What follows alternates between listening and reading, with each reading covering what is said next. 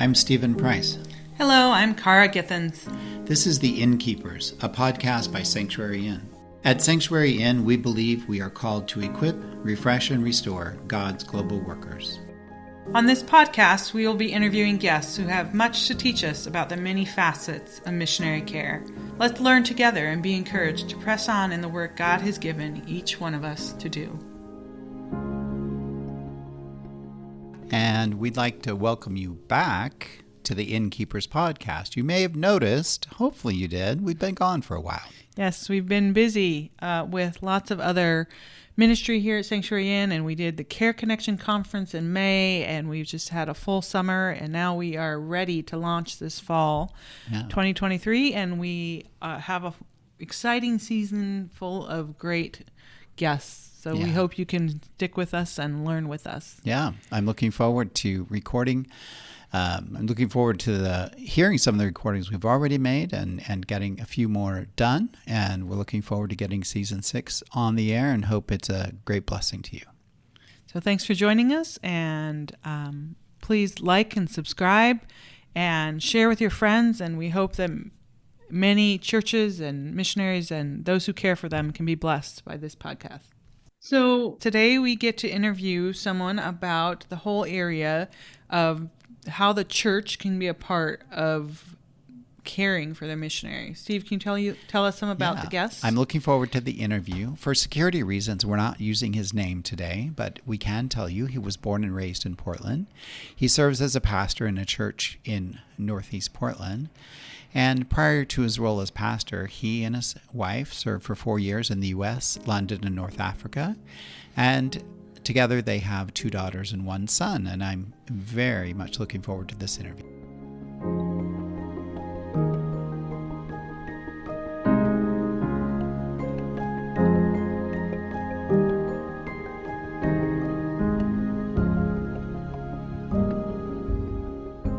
We have the opportunity today to visit with a good friend of ours, CJ. And CJ, would you tell us a little bit about yourself and your experience in the local church and its ministry and support of global workers? Yeah, great to be with you. So I am one of the pastors here at our church in Portland. My wife and I were part of this church when it started over 20 years ago now. And we were some of the first workers sent from our church. So we served for 4 years with an organization in a few different places. When we came back about 15 years ago, the church asked me to come on to our leadership team, the elder team. And so I do that. And then one of my responsibilities on the leadership team is to coordinate what we're doing globally. So that includes just, the kind of identification of new potential workers, the sending of them, the care for them. So that takes probably of my work week about a quarter to a third of my work hours. So I think your church uses the term holding the ropes for just supporting global workers and missionaries. What would you describe that as? What does that look like? Yeah, I think in my mind, I see it kind of in 3 primary ways. I think it's to practically support well workers. So those from our congregation, sent by our congregation to provide the practical support they need for the time that God has them on the field. So that obviously takes a lot of different shapes and sizes, but I would say practically support. Secondly, I would say emotionally support. So we want to be emotionally present, engaged, caring for them as they serve. And then thirdly, I think I would say we want to work hard to make sure people don't forget them. Human nature is such that we focus on that which is in front of us every day. And it seems the longer and more removed we are from something, the more likely we are to forget about it. And that's the case with our workers. And so what our goal is in the care we provide for our workers is to have enough sort of things happening in the life of our congregation that our workers are not forgotten, that they're remembered, prayed for, cared for, thought of. So that's, I think, a big piece of it as well. So I'd say practical support, emotional support, and then working hard to make sure that our workers aren't forgotten. That makes sense. Out of sight, out of mind, right? So, Yeah, totally. yeah.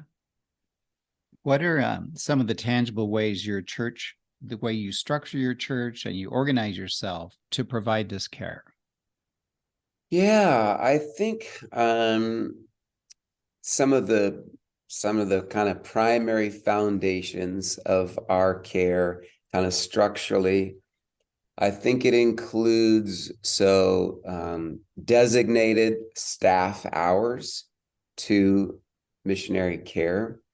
So within my job description is care for our workers. Uh-huh. So I think that's a important part of it, that I, within my work week, have, designated time to care for our workers and to oversee what we're doing globally. So it is true, I think, that a church's priorities will often be revealed in their budget. And so if care for workers is a primary concern, then if a church is able to allot staff hours to it. So that's something first and foremost, I think, has been important for our church, is that I have the time to do it. Secondly, we do these things called rope teams. I know lots of churches do lots, they call them different things, but we've kind of called ours rope teams. And essentially what it is, it's small groups of usually 3 to 5 people attached to every worker that's been sent from our church. And so that group meets once a month-ish or so, sometimes less, sometimes more, but provides that sort of practical and emotional support to our workers. Uh-huh. So I think of all the different things we've done for worker care over the years, that's probably been the most significant, because it's this ongoing small group that provides encouragement and support to our workers. So that's another part of I think our big sort of structural way that we do things. I think pastoral visits, while they're on the field, have proven to be really important and a major sort of component of what we're doing. So it's our goal to visit our workers once every 2 to 4 years, if we have the money to do so. Yeah. And so we've, saved the pandemic, and because things got out of whack with the pandemic and travel restrictions and budget concerns, we've been able to do that, about, couple visits a year to go visit. And I would say that's a big piece of sort of our pie in terms of how to really care for our workers well. Mm-hmm. Yeah. So let me follow this up. When your family was serving as workers overseas, were there things that you experienced while you were on the field that were especially encouraging to you? Yeah, I think a visit. So we had a team come out from our congregation and visit us, I think, for a week to 10 days in the summer. And it was hugely encouraging. We just, there's people, in our congregation who could come, see our life, see our friends, see the dynamics of the culture we were living, the language we were trying to learn. And so I think it brought a lot of clarity and a lot of heart-to-heart connection between us and our sending church. So I know that was huge for us. We still think about that to this day, some of the memories we made, and some of those people are still in our congregation, right? And so we experienced that together. Uh-huh. I think the communication was really helpful for us. Just having, regular touch points of communication, responses, people to talk to back here in our home church. So I think in some seasons that was better than others from our church, but generally there was this heart to stay connected, to stay in community, and not like, oh, once you're out of sight, you're out of mind. So that was really helpful. I think what our church did. Our church financially supported us, gave us I think how it worked for them, there was a percentage of the budget actually that was given to us each month. So it would fluctuate to a degree, but they would never go under a certain amount. But the way that our church structured it, it was like, well, if the church gives more, then you're getting more. And so it was an interesting way to structure it. But they really felt like it helped maybe to provide incentive to the congregation to be faithful in giving. And so throughout our time on the field, our church was generous and supported us. So those were things that were really meaningful for us while we were on the field. It's that tangible touch, like, I think makes a huge difference. You're talking about, your rope teams and how they are the ones that are able to be kind of on the front lines in communication. And, they're probably most likely friends that, maintain that communication, and it makes a big difference for people in the field. Such a big difference. I mean, I think of one of our workers as an example. So she's in North Africa. She's been there for almost a decade now, I think. And her rope team has stayed the same 4 people for most of her time on the field. Wow. That whole rope team has been to visit her. So they've all been to her country, and so when I think they Zoom once a month-ish, and they have for years. And so when our worker comes back to the Portland area, they all go camping together. They do movie nights together. It's a small group of support for her. And so I would say her probably deepest friendships here at our church is that rope team. So to your point, it just provides this community, this friendship, this kind of long-lasting commitment to walk together, which I think has been super valuable to our worker.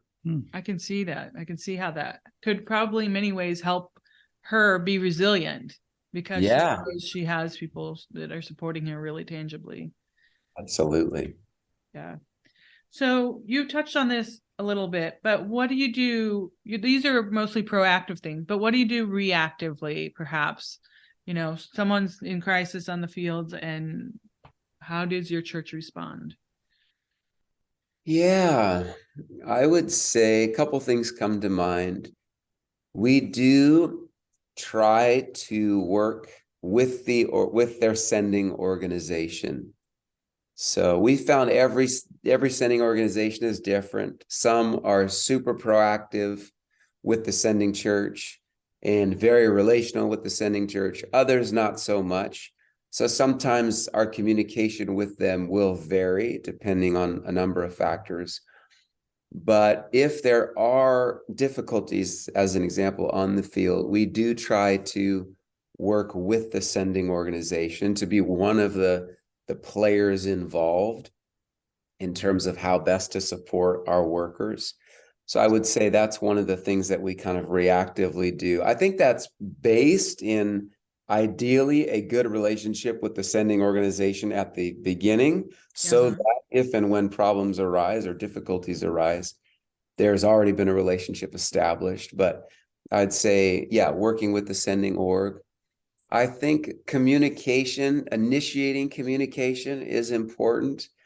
We've done that better over the years in sometimes than in others, I think. But generally, I think what our workers appreciate is the initiation of communication, kind of when needed, or quick and timely responses. So if they are saying, hey, this is going on, what about this? I think it's true in just church life in general, pastoral life in general, but people appreciate timely, thoughtful responses. And so trying to to respond in that way, initiate communication and or respond in that way. Yeah, if necessary, and I'm trying to think if we've had any situation that has required a sort of emergency pastoral visit, and I don't know that we've had one that's been required. I do know that maybe on one or two of our visits, important things have come up that we're really glad that we were there in that moment to kind of be with them. So again, I think just if possible, physical proximity when difficulty presents itself is a great way to respond if that's feasible. Yeah. Yeah, it's so much easier to have an honest conversation if it's not over Zoom. Oh my goodness. Yes. Yeah. Yeah. So, And you see things, right, when you're Yeah. there in the field that you're not going to see here. And so there's dynamics at play that remain a bit mysterious until you're present. And then some of those dynamics are more evident. Sure.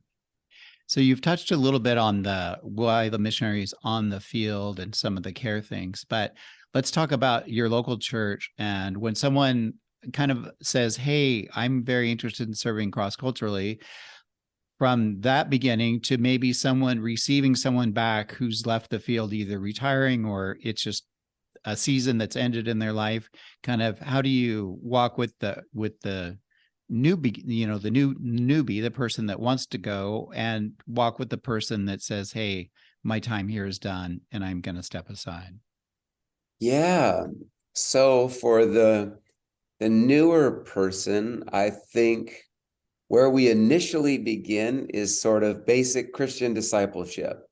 What we would hope for any kind of healthy church member. So if somebody, kind of the hypothetical situation where somebody comes to us and says, hey, I'm interested in serving cross-culturally, what are my next steps? What we encourage them to do is just become a part of congregational life.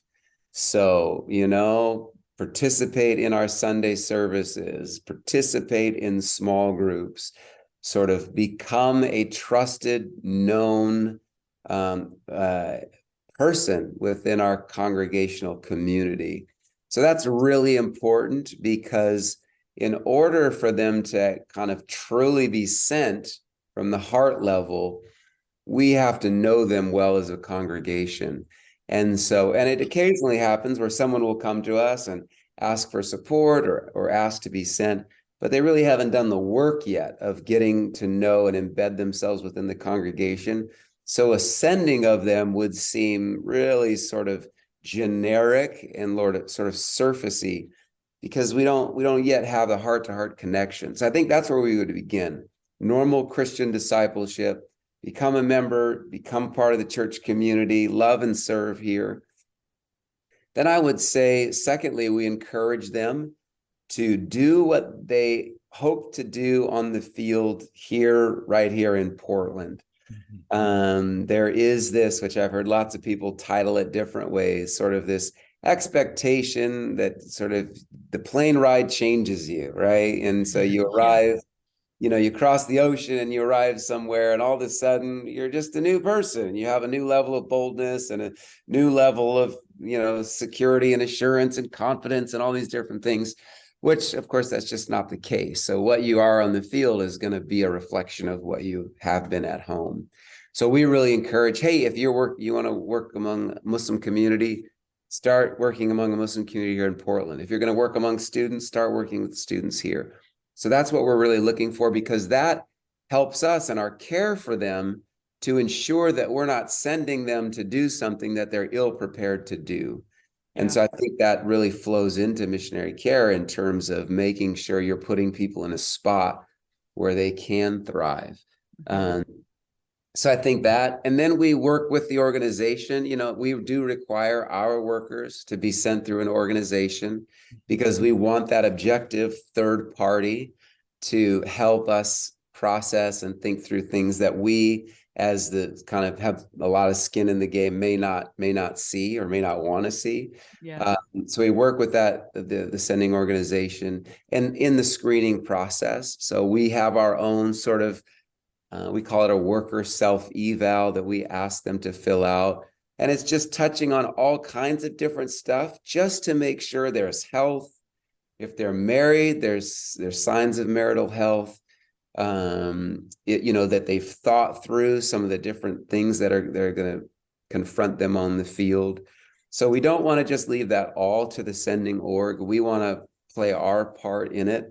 And again, I think that's part of missionary care, because I think it just helps prepare them to go to the field, and it might even be able, preparing there might be saying no or not yet, so that some of the stuff can get worked through before they show up in a cross-cultural setting. So I think those are some of the things we're doing with people on the front end. As they return, I would say we're still newbies at this for sure, because we've sent a lot of workers, and I mean, we have had some come back, but they haven't really served, the 10, the 20, the 30 years. They've been more kind of midterm workers who've returned a couple of years, 4 years. We have had one couple who, was pushing 20 years who returned. And so that was kind of our first go, would you say, of like career workers coming back. And I think they are an exceptional couple, very well loved by our community. So I think their process to come back, though difficult because there was lots of stuff happening, where they were, and in terms of just culturally and politically, they came back, and because they were so well known and so well loved, I think it softened the landing to some degree, because they had so much relational depth with so many people. And so I think that's what we would hope to provide. We'd hope to provide relational depth and connection with people as they come, so that it's not just, oh, you're back, here's person A, here's person B, here's person C, and kind of run them through some sort of kind of impersonal checklist. But no, these are people we love, we've known for years, we've served for years. And so this relational sort of covering and coming around them. And then that takes the shape of people helping them find cars, people helping them find a place to live, people giving them good job leads, people continually checking in with them in a formal and informal way. How are you doing? How is you processing? How can we be praying for you? And multiple people doing those things, I think, has really served this family well, even though the adjustment back to America has been difficult. So I think that is what we've seen help kind of the helpful, that relational covering that kind of springboards into lots of different practical helps that people provide. Yeah. What I heard was so much relationship, both on the front end and during, and then at the end of service for the missionary. Kind of, that's the theme. That's how you're anchoring it all, is by this real connection, a relationship, which I can see being very helpful to the missionary, to not feel isolated on the field, to not feel alone when they come back, and to perhaps be able to weed out when it's not the right fit before they go. Yeah, I know the impersonal thing can sometimes be easier, but this will have great dividends. Thanks for sharing. Yeah. So what if someone's kind of failing to thrive on the field, and they're really just struggling, and language learning and culture learning and is not going well, the kids aren't adjusting, whatever the dynamics are, it's just kind of a failure to thrive? Yeah, I think some of the, every worker and their situation is different. So I think that's an important place to start for the home church, to not necessarily have a scripted plan, because every worker and their dynamics on the field, the things that they're facing, their family realities are varied and much different.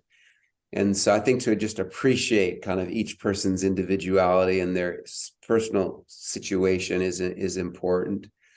I think to work closely when possible with the sending organization is also important. There are people, right? The sending organization ideally has people on the field who are closer in proximity to your workers than you yourself are. So being able to kind of lean into them when possible and appropriate. So to work closely with them. I don't want to be making calls from Portland, Oregon, thousands of miles away, a different language, different culture, by myself in isolation. I want to work with others who are closer to the situation, know the language, know the culture, have seen the individual or the family firsthand, and working with them. So working with the organization, I think, is really helpful. I think trying to be very patient and encouraging is really important. A lot of people, when they go to the field, right? I was like this. You have this sort of idealistic, going to change the world. We're going to turn this country upside down. We're going to, plant 100 churches and have thousands of disciples and leave, and this national church is going to be thriving. And sometimes that is not the story, right? It's struggle and hardship and difficulty and suffering, and then early departure.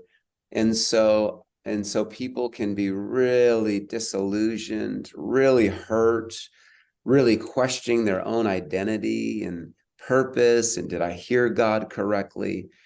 So I think in those times, it's really important for us in the sending church to be really gentle, really encouraging, really patient, listen a lot. Don't provide quick fix answers, but just kind of be present and allow for time to process, to think, to pray, to plan. I think that's going to be important. I think if somebody's struggling on the field and the local church steps in quickly with, you do this, you do this, you do this, and this is it, it can be quite hurtful and quite unpastoral because of just the situations they're going through. I do think there are appropriate times to bring people home, to even in some cases require that they come home. Because what's happened on the field is serious enough that it can't responsibly be handled, and shouldn't be the responsibility of the team to handle it. They need to be back in their home culture, in their home church. And so sometimes, I think rare, but occasionally, it might require us or any local church to step in and say, hey, you need to come back for a time while we reassess. So yeah, I think those are some of the things we've seen play out over the years that are helpful if there is struggle, if there's real difficulty. Yeah. Well, thanks. Those are really thoughtful answers. I appreciate that. I have sadly heard of too many workers who have gone overseas and their churches back them and enthusiastic, supportive, and then there's a change of leadership, a change of direction. Something happens at church, and then this worker or family, they're kind of left hanging out on the mission field. There's been some massive change. Sometimes they never hear. Sometimes they're the last people to hear what's going on back home, back at the church. And I would imagine there's always budget concerns. I mean, churches have ups and downs with money and finances and so on. So if there's something significant happening at church that's going to impact one of your global workers, how do you handle that communication? Yeah, So I think I've done different things over to the years to varying degrees of success. Sometimes I feel like I've been great in kind of initial front end communication, and other times I've dropped the ball and thought, oh, snap, I forgot to send this email to such and such. So please don't hear me pat myself on the back on this one.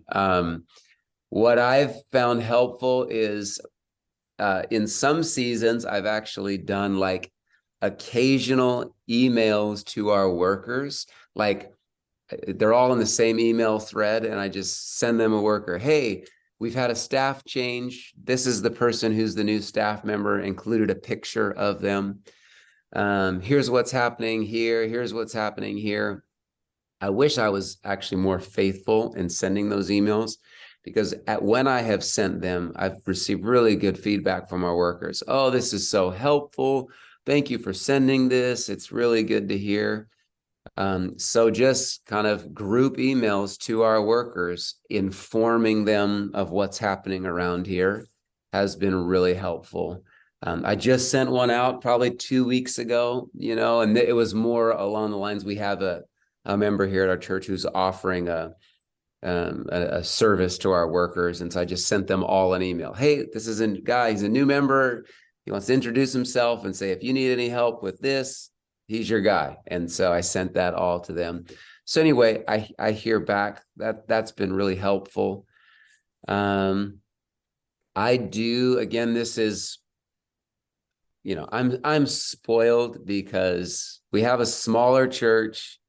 I pretty much know everyone in the church. I do, all us pastors do. So our workers, we know pretty well, and some of them quite well. So because there's a good relational connection, a lot of times it will just happen in our own communication. Hey, by the way, we were catching up on, the Blazers, whatever. And also, by the way, just so you know, we've had this change. So that, again, back to, what we've highlighted there is just that kind of relational connection. So some of that information happens a little bit informally, just as we're checking in on life and being good friends. If it's just a Signal conversation or a WhatsApp or a phone call or a Zoom, some of that information. I was on a Zoom call before this with some of our long-term workers who're serving over in Europe, and they asked, "Hey, so what's going on in the well? Fill me in." And I didn't have an agenda to cover that. It was just, we were just checking in. And so I got to, oh yeah, this is happening. And they got to ask follow-up questions. So I think as it just kind of, some of that, as we're in relationship together, some of those things I can inform them of changes that have happened. Mm-hmm. I will say it is hard to do. It is a challenge because some of the changes they're just like the temperature of the water for you, but for people who aren't around, they can be quite drastic changes. And so I minimize the sort of the gravity of the change because I'm used to it, but for them, it's a serious change. And so I've learned kind of mostly through failure not to do that. Like, because it seems small to me does not mean it's going to be small to people who haven't been here for a couple of years, and it's all going to be new to. What would you say, though, to a church that is in a lot of transition? How would you encourage them to be, in communication? I guess I'm hearing a lot of that relational communication, but sometimes there's just like rope team members leave the church. Yeah. Or, you have the, staff changes or whatever, how that they're going to really drastically impact them, their workers. I don't know. It's been an area that I have wondered about, as I had to leave a church that I was on a team that was similar to, because I was moving, and it what do? Leave the person hanging on the other end? Like how do we give continuity? I think is the struggle that a lot of churches are facing. Yeah. Yeah. And it is inevitable. I mean, people move, there is a degree of inevitability to that. especially the longer someone's on the field. The longer on their field, the more change the home church is going to experience. I think what is helpful for us is that the people that are given primary responsibility for worker care should be those who are in the church long term, as much as they have control over. Yeah. So I think that's been helpful in our situation. So I've been at the church for 20 something years and in this role for over 15. So even though there's other pieces that have come and gone, by God's grace, me and then a few of our other elders, a few of our staff have been consistent. So even as our workers come back, there's a lot of people they're not going to know at our congregation, but there's a lot of people they are going to know. And one of our workers just said this to me. They were back for a few months and just said, "Man, everyone's still here." And it was like, yeah, we still are. They didn't mean the entire congregation, because lots of people changed, but they meant the elders and the staff, And so even though a lot of new faces, there was enough familiar faces to make them still feel at home. And so what I would say for a church that is experiencing transition, if you do have those folks who aren't going anywhere, who are sort of those, rock solid bedrocks of a church's foundation, so to speak, have them involved in communication and missionary care. Because even if everything else is changing, if there's just one or two pieces that remain the same, I think that can go a long way. I think that would be my primary thing. Okay. We've talked a little bit about how your church is a blessing to the missionaries through the rope teams and communication and so on. But let's talk a little bit about how the missionary blesses the church when they're back in the congregation. What do you see there? Oh, it's so rich. It's so rich. I mean, I'm not thinking theoretically. I'm thinking practically about different people. So one of our workers, he has the gift of hospitality. For security reasons, I can't tell you all the way that was expressed on the field, but just to say a remarkable gift in hospitality. And so when the providence of God, they moved back to Portland, he has picked up where he left off on the field and just serving people, showing incredible hospitality to our congregation, shows up every service with 4 cups of coffee to just give to the first 4 people he sees and asks them, "Hey, do you need a coffee this morning?" So just serve. So it just blesses the congregation. Another one of our guys also serving in a security situation, so I can't say too much, but they were recently back for renewal of visas. Just exudes love and compassion and encouragement. And so when people see him and his wife, both of them, they just feel built up. They just feel encouraged. They just feel better after spending time with this couple. And so he preached at our service. It was such a good, encouraging scriptural message, just to building up the congregation. So I'd say they've blessed us just through their presence, their service, their character, their humility. I think it gives us a good and necessary corrective to American selfishness and we are the center of the world ishness.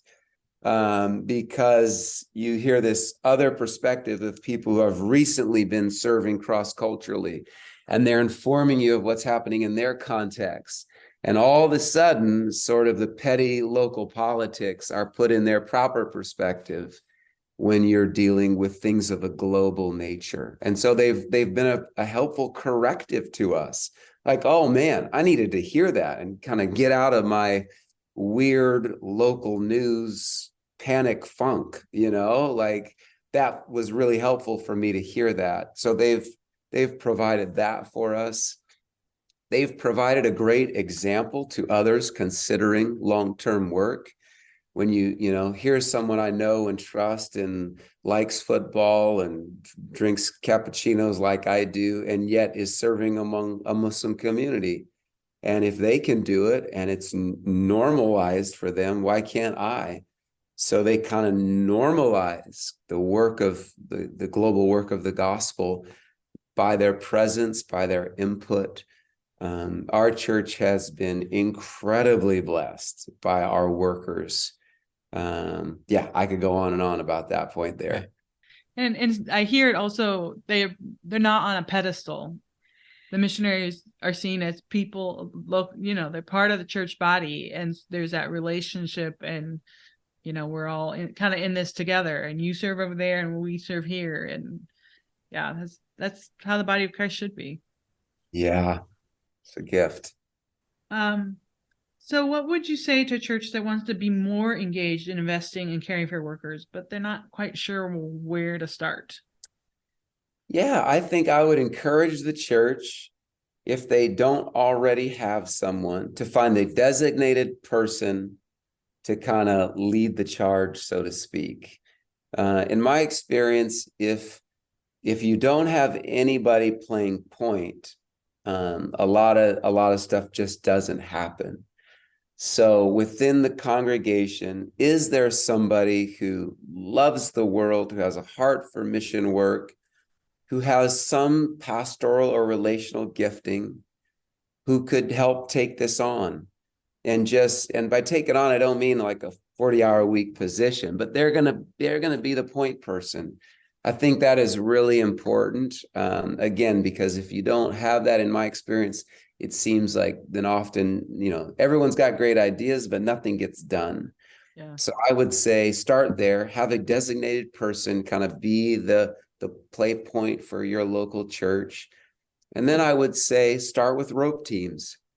If you have any workers that you support or that you've sent, get a small group of 3 to 5 people, and their sort of responsibility is to pray for and encourage their worker on the field. I think those two pieces, are huge, just towards developing kind of a culture around love for your workers.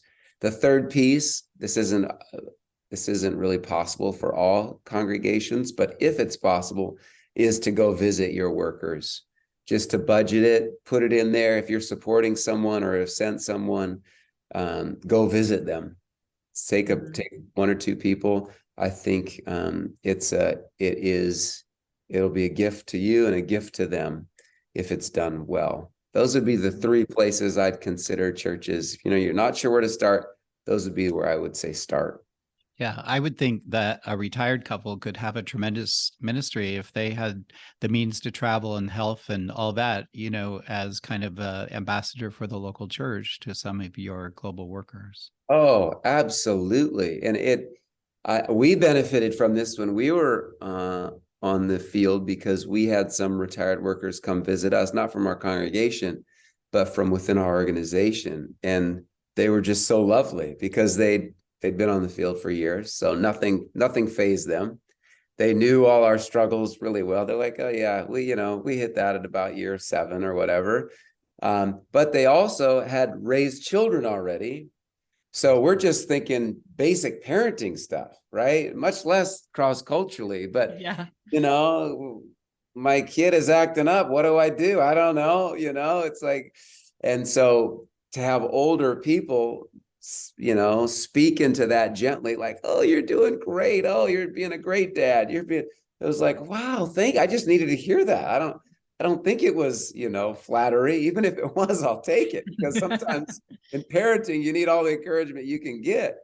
So to your point, I think having retired people who've, completed their careers, perhaps they've already raised their children, they have so much wisdom. They would be the perfect people to go to the field and just encourage workers. So, to kind of wrap up some of our conversation, what are some tools or resources or books that you might recommend for a church that's wanting to grow in this area? Yeah, I know a huge help to me has been other churches. So if there are other churches in your, I would encourage other churches who are listening to this, representatives of other churches. If there are churches in your community that you think do this well, call them up. Ask them for their what they have written down on paper and glean from that. So we've done that over the years. There's been a few churches that I've asked, how do you do this? How do you do that? They've been a huge help.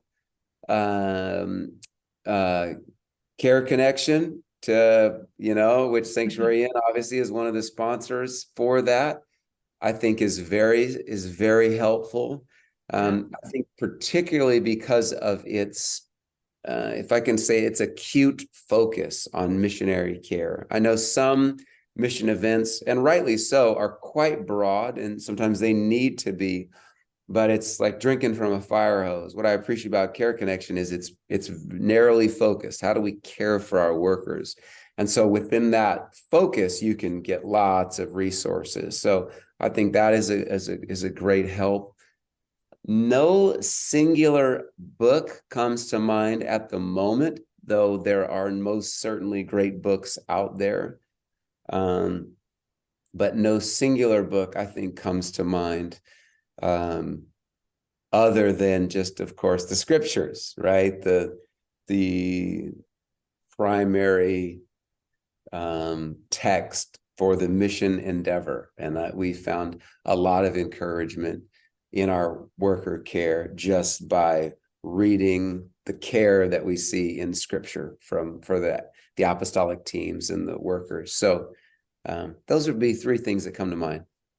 Great. Thank you so much. CJ, this has been a great conversation, and thank you for all your time, and thank you for the ministry of your local church.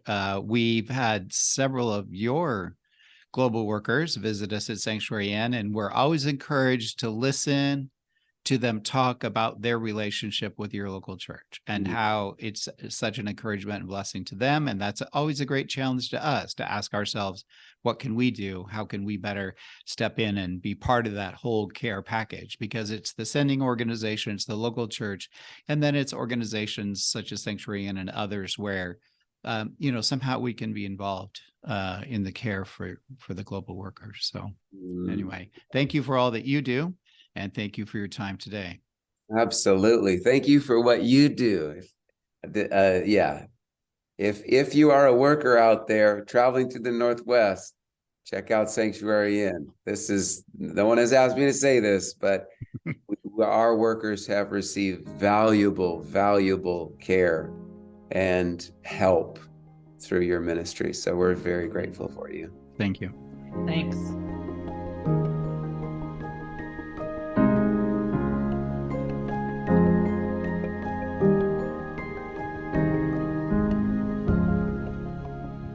Well, Cara, talk to me a little bit about our interview today. Yeah, so I just really appreciated hearing from a local church pastor and his perspective and how the emphasis of relationship in the church can be such a game changer in the life of a missionary. Mm-hmm.